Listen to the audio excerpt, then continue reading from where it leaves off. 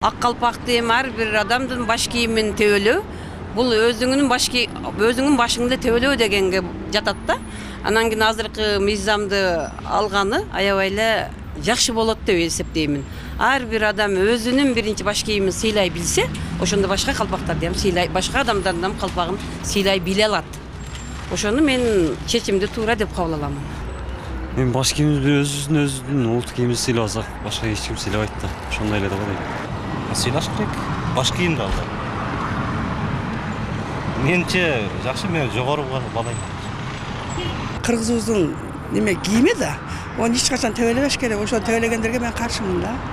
Ак калпакты сыйлаш керек, урматташ керек. Кыргызыбыздын өзүбүздүн улуттук кийимибизди кийишибиз керек да, билип туруп.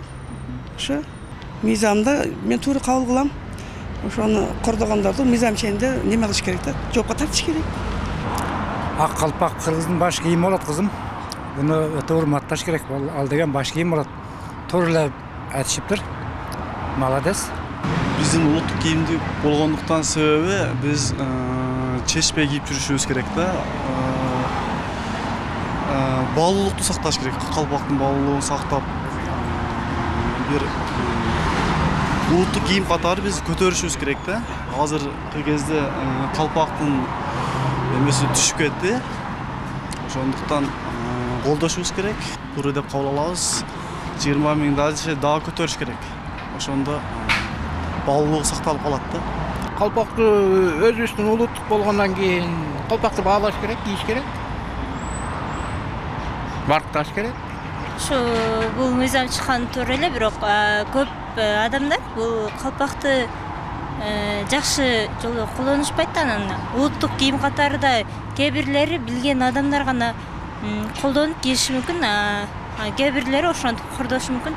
Ошол 20 миң сом айып акчасы бул туура эле максатта чыгып аткан деп ойлойм.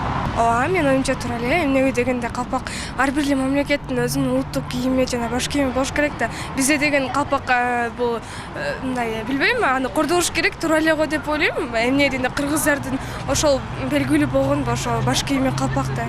Туура да, бул улуттук баш кийимибиз болгондон кийин биринчи башыбызды сыйласак, анан башканы сыйлайбыз. Туура эмес, ушу интернеттерде итке кийгизип алгандар мен туура эмес деп ойлодум. Ушу мыйзамды колдойм. Калпакты эми болсо биздин улуттук баш кийимибиз. Ал болсо ар дайым баштан түшүрбөшкө аракет кылышыбыз керек. Мун чогата чогалар, балалардын бардыгы башка кийип жүрүшкөн.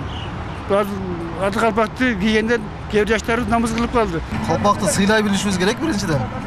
Экинчиден бул биздин улуттук баш кийимибиз болгондуктан бардык кыргыздын атуулары башынан түшүрбөй кийсе жакшы болмок.